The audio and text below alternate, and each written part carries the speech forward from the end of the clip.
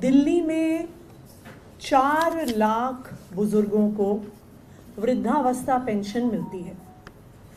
इन 4 लाख बुजुर्गों को जिनको वृद्धावस्था पेंशन मिलती है, 1 लाख ऐसी पेंशन है जिसका कुछ हिस्सा केंद्र सरकार से आता है।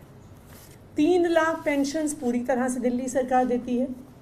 1 लाख बुजुर्गों को ऐसी पेंशन मिलती है जिसमें से कुछ हिस्सा दिल्ली सरकार से आता है और कुछ हिस्सा केंद्र सरकार से आता है।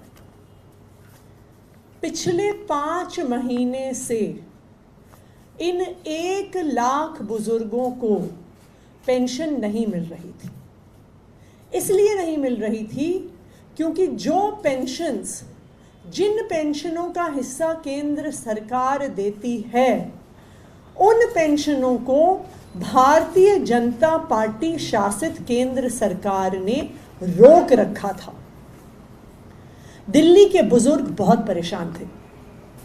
ये ऐसे बुजुर्ग हैं जो गरीब परिवारों से आते हैं। ये ऐसे बुजुर्ग हैं जिनके पास इस बुजुर्ग पेंशन के अलावा, इस वृद्धावस्था पेंशन के अलावा कोई भी आर्थिक साधन नहीं है।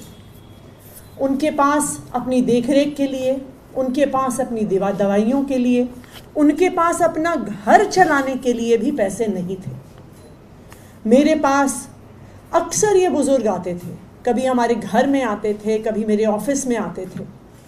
ये बुजुर्ग हमारे अलग अलग विधायकों के पास जाते थे।